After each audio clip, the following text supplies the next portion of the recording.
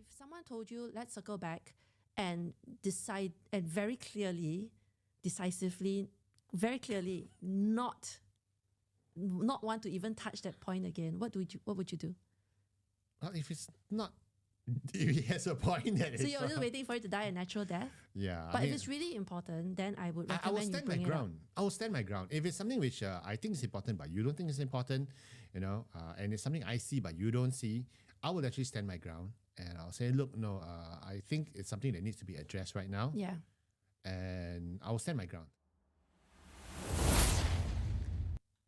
Good morning, everyone. Welcome once again to another fantastic episode of Career Success with Adrian and Yan. Hi, everyone. Happy Friday. I know I interrupted. You always do, but it's sorry. fine. Once again, we are here this Friday morning to share with you career ideas and how we can improve your careers and how you can achieve career happiness. My name is Adrian and I'm the CEO and founder of Career Agility International. And with me, as always, is Yan, our super coach. Hi, everyone. Good morning and happy Friday. Happy Friday. So what we do is we help individuals like you to achieve career success through a career strategy and through becoming career agile, as well as, learning how you can become as happy at work and successful. Yeah, I mean, that's really what it is about. It's about, it's not working until you die. It's not about killing yourself. Yeah. It's not about hustling and sacrificing everything else. It's about trying to achieve some contentment, I think. Yeah. Yeah, and longevity, which is another favorite word. That's true. So today we're going to talk about something interesting. It's something that Yan and I had a bit of an argument about last week because there were some words which I used, which she told me, Adrian, stop it. And Yes. that phrase which you told me to stop using was? The whole idea is, as a phrase, hang on, as a phrase, it's okay. But I think it's the repetitive nature of that So phrase. I've been overusing the word, the whole idea is. Because it's just one part of the idea. You haven't even finished the entire workshop and you're already going the whole idea. I mean, like, hang on, that's one part. That's part 1A, part 2B, and part 3C. So I cannot say the whole idea. I must say the part No, of the idea. you can. Just don't use it too often. Okay, I think it's summarized. So today we're going to talk about Language. some phrases and the use of language at work, because a lot of times it can either bring value to you in the eyes of your peers and your bosses, but sometimes it takes away, it subtracts value from you. It does. And you know that there's this rhyme, sticks and stones may break my bones, but words can't hurt me. And we have contradictory Right, Miss Poopy Pants. advice. Right? So there's all sorts of advice saying that, it's just words, it's not important. But then at the same time, we know that language can be quite important. Yeah. How you cobble sentences together can help your content be a little bit sharper, or sometimes, like you said, it can detract from your message, and people might misread your intentions. So we've come to generate a list of pet peeve words. Yes, Okay. I have a list right here. And so what's on my yours? favorite remarkable. Shout out, I love the tool and I've been using it for 2 years now. Okay. And I've written it down. So on my list, so today we're just going to talk about some buzzwords that annoy us. So what's on your list of buzzwords that we have today? So the top of my list is at the end of the day. I really That's don't my like that word. phrase. That's your phrase. How often? I've not heard you use it that much. Yeah, because you told me to stop using it, so I've actually stopped using it. And I don't know. But at the end of the day, I have actually managed to decrease the usage, so it's not so bad because the whole idea about it is not so annoying. And your laptop has just disappeared. Okay. Let's turn it on. So Yes. what's wrong with saying at the end of the day? I think as a phrase, it's not a problem. I think it's the frequency of it. Okay. And I remember colleagues in the past just kept repeating it. Oh, at the end of the day, it doesn't matter. At the end of the day, this is what we want to do. At the end of the day, I think like it's the seriously, repetition of a phrase. or what I call a verbal habit. Yeah, habits are not great. You know what's my pet peeve when people talk to me? What's your favorite hate word? When they talk to me and they use the word honestly, and they talk, honestly, and once again, it is a repetition of it. But B, when someone says to me, honestly, I'm thinking, you mean you weren't being honest to me prior to having said, the past 1 hour you're talking to me. Yeah. Now, disclaimer, I'm going to be honest with you and I'm going to tell you this. So to me, honestly, it's very, very, very value deductive. Do you have alternatives to honestly so that our friends who are listening in... As a matter of fact, if I don't need to use the word honestly. As a matter of fact. in my opinion. In your you know. opinion, sure. Yeah. So anything but the word honestly, even frankly, bugs me a little. I mean, you weren't being that frank with me before. Right. So instead of using frankly, Right. I like to use the word, especially when I'm on radio, I use the word, okay, unpopular opinion time. Or I say, okay, if I'm allowed to make an opinion or an unpopular opinion, then I can use what you're trying to do is preempt. preempt. Yeah. Yes. So frankly, honestly, after a while, you start thinking this guy has not been frank with me. This guy has not been honest with me. So, Yeah, and in that family of the word honest, we have to be honest, honestly speaking, frankly speaking. to be frank, These are all not great, not great. Yeah. Minimize, please. frankly, minimize. who's frank? Who's Anyway, frank? Yeah. who's frank? What's your other hate word? I want to continue on that line of thought. Basically, actually, like I put that all into this category Those are fillers. known as fillers. Yeah. Fillers are not great. And it's the same with those who use a lot. But instead of using Us, I think are okay. I think they're okay too. But if you do that too often, okay. then it becomes a stutter. No, I think us are okay. Even if you use it regularly, because the brain is taught to filter out the us when you hear it. I actually hear that on radio. Some radio DJs, they actually use a lot of us if you pay attention to it. Yes. But your mind shuts it off. But when someone says actually, Yes. actually, Yes. and the worst thing is, worse if they mispronounce it. yes, I was about to say, okay, sorry, I'm the grammar Nazi. I know a lot of Singaporeans out there going to kill me. Actually, That's the trouble with fillers, because I know your brain is trying to catch up, but if you use it too often, the recipient hears it. And when I hear it, I'm just going to start counting. And I made a very bad habit of it. I will count the number of times a speaker literally uses those words. I will count, and then I have a report at the end of it. Yeah, the other word is literally. Literally, I know. Literally. I know. The speaker was literally talking. Of course, it's literally talking. It's literally. It's not figurative. Literal. It can't be figuratively Okay. talking. All right. Okay, What's your next pet peeve? My next pet peeve is the word VUCA. Volatile. What does it stand for? Uncertain, crapadoodle, and A is, I don't know. Ambiguous. Okay. I think C is complex. Okay, yeah. So you see, it's been used so much. Everything it's a VUCA environment. Therefore, we have to be agile, and it's like, okay. I think you're hearing too many preachy speeches. Yeah. Too many preachy speeches from wannabes and it gets my goat. Seriously, I have a British friend who says it boils my piss. It's a British word. I have no idea what does it bother. Anyway, VUCA to me is not just annoying and overused at one point in time. So at one point in time, it was just simply overused to the point where anything was just VUCA. Yes. But now it's passé. You think? It's old. Yeah, I think VUCA is very passé. And anyone who uses the word VUCA, it's like, hello, that is so not 19, but so 2015, 2018-ish, come on, So it's very passé, it's old. I think people should just bury VUCA and not speak about VUCA again, ever. I think it's okay if people use it appropriately and they describe the terminology properly and say, yes, the market's been volatile and complex. I mean, we don't need to add volatile or we don't need to add ambiguous or something. I mean, let's just use a complete sentence rather than acronyms. Stop interrupting me. Sorry. I think we should stop using acronyms and expect everyone to understand acronyms. I once attended this talk by this guy who spent 15 minutes explaining to the audience what VUCA was and why the environment was VUCA. Like as though he discovered the word and it was So did you need toothpicks to prop your eyes open? No, I needed a barf bag to pick up my barf as I was puking all over the place, but no can. So what's your other hate word? We're so judgmental here. Yes. It's okay. I don't like it when people have subtext in certain phrases. And my most favorite annoying word or phrase that a leader would typically use is "we are family here." We are family. We are not family. It just means that you want me to work harder and to sacrifice everything else. No. The workplace is not family. I don't like the sub. So maybe this is not really about buzzwords, but everything else in between as well. I'm just gonna take advantage of you and make use of you. Exactly, and do this emotional blackmail, which is what some leaders might do and say, yes, we're a family in this workplace. No, we're not. I don't know.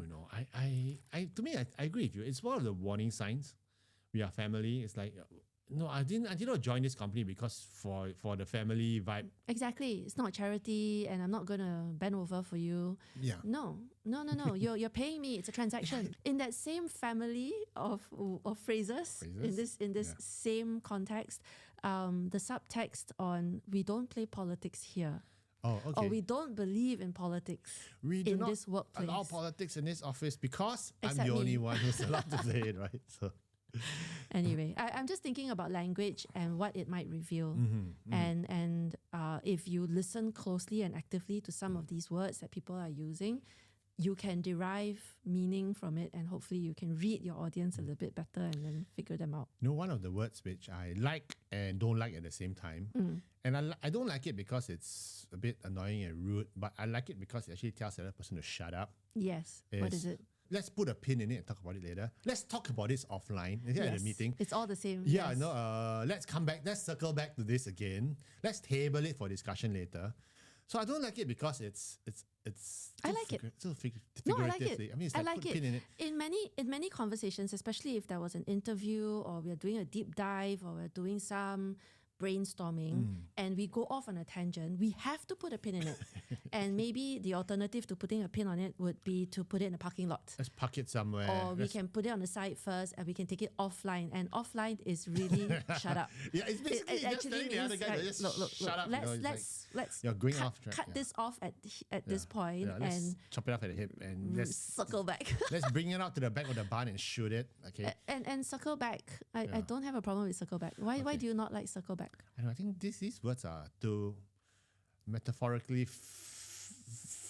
I don't know. It's too figurative for me. So I don't know. Circle back to you. Okay. And so I'm imagining the person flying around coming circling back to me later. It's like I tell you why I don't like the word circle back. Right. You tell me. Okay. Tell me. Yes. Because they never do. It's basically telling you to shut up. It's like, you never can bring circle it up. back to me. You promised to circle it, so I've circled it. Yeah, so now I'm bringing it up and again. You're not circling it. I'm bringing it up again because it's very So important. it's basically telling me to shut up. That's an interesting one. So if someone told you let's circle back and decide and very clearly, decisively, very clearly not want to even touch that point again, what would you do? Well, if it's not. If he has a point that so you're just waiting for it to die a natural death? Yeah. But if it's really important, then I would recommend you bring it up. I will stand my ground. If it's something which I think is important, but you don't think is important, and it's something I see but you don't see, I will actually stand my ground and I'll say, look, no, I think it's something that needs to be addressed right now. Yeah. And I will stand my ground. More importantly, don't just repeat the same thing over and over again. You have to have some data and some analysis behind that argument, whatever that may be. But sometimes it's just an opinion, and opinions have very little data behind it. So I think your idea sucks. No, I mean that's not. You're not going to stand your ground and put your hand on your petulant Superman because pose and go. Because I said so. No, it's not going to happen, right? So I think on the same topic with the word circling is the misuse of the word revert. I really, really, really hate that word. It's wrongly used.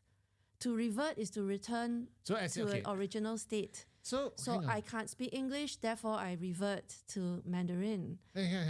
So you're saying the wrong usage of the word revert is basically when you... I'll revert back to you. Correct. As in, I'll come back to you again. That's right, to circle back. But hang on. Literally circling back. I did a Google search. Yes. Okay. And? What did Google say? It says, Oxford Dictionary, Merriam-Webster says, it's become accepted norm to use the word revert as to come back to the person again. And only because Google is always right. No, it's because it's so wrong, but everyone uses it, it's become right. No. To revert to original state means to go back. Yeah, to go back. Yes, to go back into something. It's a state. So the linguistic purist in you, the grammar Nazi, feels like it's revert. So the alternative, the appropriate word instead of revert is to respond. I'll respond to this in 24 hours. I will respond when I have all the data. I'll come back to you. I'll circle back. I'll circle back to you and I have more information. Like a voucher, I'll circle back. There was a colleague many, many moons ago that I worked with. And every time I said something, his response was, whatever. We need to do this now. Whatever.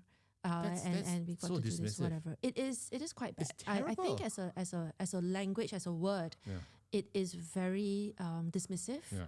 It's very disdainful Okay. and quite dangerous. I think people don't realize it. It's almost like talk to the hand. Yeah. Whatever. I think it shouldn't be used in a corporate setting. Okay. Ever. Whatever. Whatever. Whatever. No, I don't like that word. Do you have any more?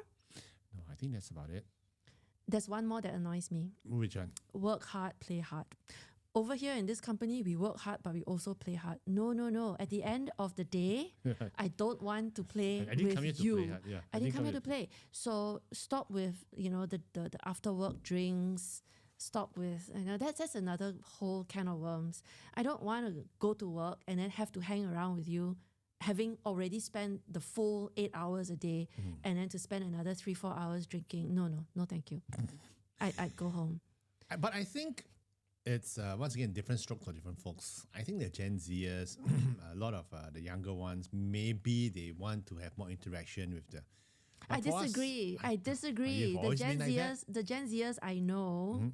No, they've got hustles. They've got other things that are more important. okay. The last thing they want to do is to commune Stick with around their the boss. old colleagues, older colleagues. Especially when you got a fuddy-duddy old boss who says, No, yeah, I let's don't. go out and drink some Johnny No, Walker. It's like, no. and the younger ones, I won't call them kids, and the younger ones are going like, oh, Johnny Walker, that's so upbeat. So a quick that's such tip: an old... if you do want to get into the inner circle, maybe you need to have those drinks. Yes. Question is how much? How badly do you want And how to get badly into do the you- inner circle? The answer is yes, get in there bad. So, but why is language use important at work? So we discussed it. I mean, we want to make sure that you're using the appropriate language to get your message concise, sharp, and to have the words that you're trying to say, give it the power that it deserves. Don't take away, don't detract from it. Don't add probably, I think, maybe. Perhaps. So language is important, and we're not saying that, we're not telling you not to use the word actually. There will be appropriate moments when it's okay to use the when word it's actually. actually okay to use it. And there will be appropriate moments when you want to put your foot down and say, I want to be honest here. That's okay too. Just Don't be overuse it. wary of your fillers.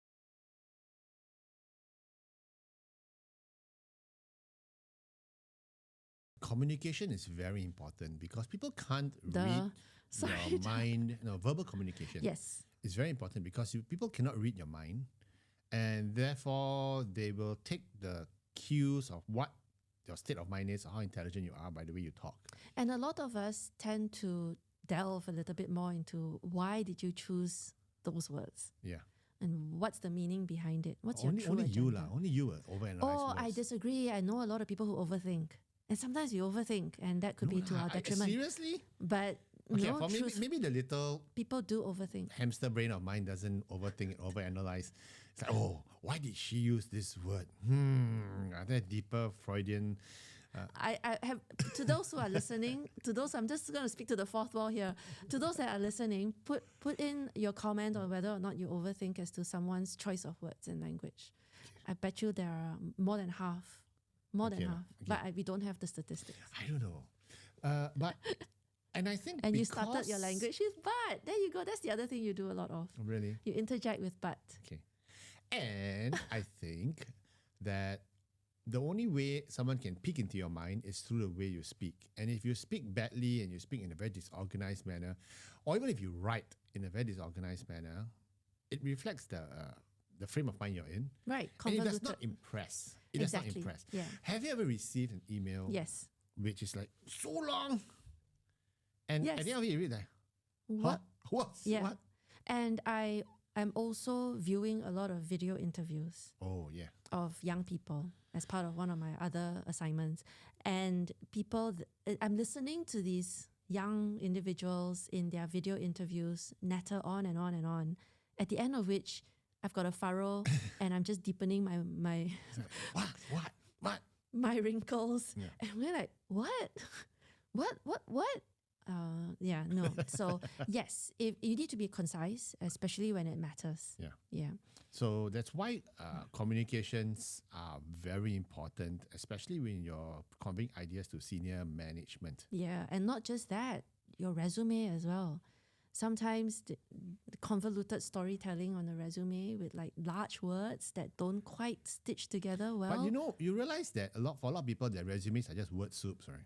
Yes. It's just keyword soup. It's basically just throw in and just... And these are individuals who maybe opened up a word cloud and say, I'm going to put all these words together, even if it doesn't...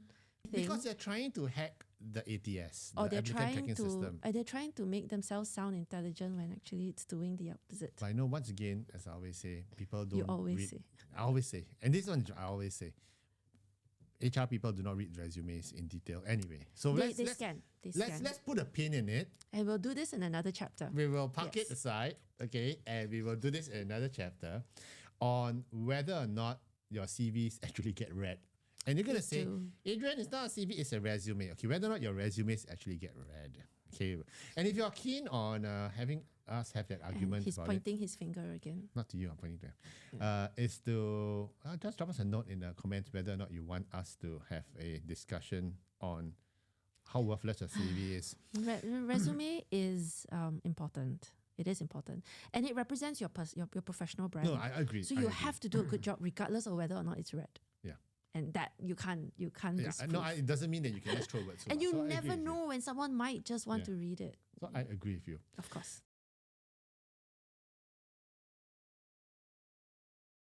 What are some value deductive words? We highlighted a few already. Yeah. Repetitive use of useless words that are redundant, like basically, actually. And anything that detracts from your message. I think, maybe, perhaps. And what annoys me is when someone asks permission to ask a question. Can I ask a question? question? You do not need to ask permission to ask a question. So there would be a discussion, and then I might interject by going, wait, can I ask a question? Well, yeah, just ask. You just did. Well, that's true. So... Yeah, so those are value deductive words, and I can think of many more. And it shows your nervousness about your own opinion. When I speak to the boss or major client and I disagree with the person, then sometimes I preface it with, I could be wrong, or correct me if I'm wrong, but this is what I'm hearing. So sometimes it works. Yeah, maybe a better way of clarifying would be to go, so wait, can I clarify what you just said? A, B, C, D, E, F, G. So rather than prefacing it with, I could be wrong. I think if you're clarifying the person, yes, I think your method is correct. But if you want to proffer an opinion that it runs really counter to the other person, fair enough. Yeah, and you could be wrong because it's not. I noticed maybe a better one would be saying, I don't have all the data. How have we thought of this? Yeah, would be a better way to say it. Yeah, instead of starting by saying I could be wrong. Yes, you're wrong. Yeah, exactly. Why would you plant that word into the brain of your listeners? I would actually say no, because I've learned this from Flying Dutchman. So whenever he interviews an expert, like a dropping doctor, names, my friends. Yeah, of course. Dropping names. Whenever he interviews an expert like a doctor or surgeon, he always says when he has an opinion, he says, "Correct me if I'm wrong." But that's okay. Yes, yeah. Correct me if I'm wrong is okay. Yeah. Saying I could be wrong. I could be wrong, but I think you're an ass. Beep. Sorry, the boss is going to kick you out. So that's it. What are some other considerations? I mean, if you're talking about language use at the office, I would recommend that we all read Crucial Conversations. Okay. Exactly. The book is brilliant, and it covers all of the planning that needs to go into a major conversation. And over time, your planning becomes a little bit sharper, much, much faster. And your messages will be more direct and pointed. And I think that's okay too. And I think besides the spoken word, I think you have to make sure that your written is up there as well. And for me, I'm a bit of a grammar Nazi. Okay, not a bit. I am a grammar Nazi, period, right? Yeah. So are you. Yes. I think grammar is important. Yeah. Spell check is definitely important because there's no excuse for spell check going wrong because your system highlights it in red. And it's really dangerous. Don't just rely on spell check. And I've told many people, don't rely on spell check. And you're writing something that's really important, and you use the word public speaking, for instance, Oh no! and you forget the L, Oh no! and spell check won't find it Oh no! because it's still a correct word. Oh no! So don't rely on spell check alone. So artificial intelligence and all that do not necessarily find your little mistakes. Yeah. Be careful. Mm-hmm. Have a proofreader instead, I think. So I do think that it's very important when it comes to communicating, especially with seniors, especially with individuals in the senior leadership team that may not be in country with you at the time. So I think it's really critical for you to have that, to convey that imaging, the impression management to them. And the moment you write badly or you speak badly, even over Zoom, I think it just shows the quality you're at. Yeah. And once again, it's the perceived quality because you may be really good at what you do, right? Yeah, yeah. And it goes both ways. It's not just how you communicate to senior management, it's how you communicate to your team. Mm-hmm. If you write badly or you communicate badly, your team will hear many, many different messages and go all over the place. And then you would have another discussion where you might end up starting with, but that's not what I meant. Hang on, I didn't say this. And then there would be all sorts of other issues and friction. I've seen that before. will, I've seen that happen before. Lots. Yeah. Because sometimes instructions are unclear or sometimes people misread your intention. Don't question the boss. The boss said this. A, B, C. So and you then, do A, B, C. And then the team huddles together. Go like, what did she mean? Yeah, Did she say this? Or did she say that? I don't know. I've seen it happen before. Go approach her and clarify. No, you go. Yeah. And that doesn't help. Yeah. So what we're trying to say is this in conclusion, you have to make sure that your language use is clear. Do not use words that are value deductive. And I think one of the biggest takeaways is it's okay to use some buzzwords or catchphrases, but don't overuse them. Yes. Especially not in the same overuse. And conversation. It's like, And I was asking the internet, obviously, because the internet is very important. What were the most annoying language phrases? And this is beyond the professional realm. And one of the words that I think a lot of readers hate is hack. Hack something, like life hack, cooking hack, growth hacking, baking hack. growth hacker. It's overused. So as a word, it's fine. But when it's overused, it's a problem, isn't it?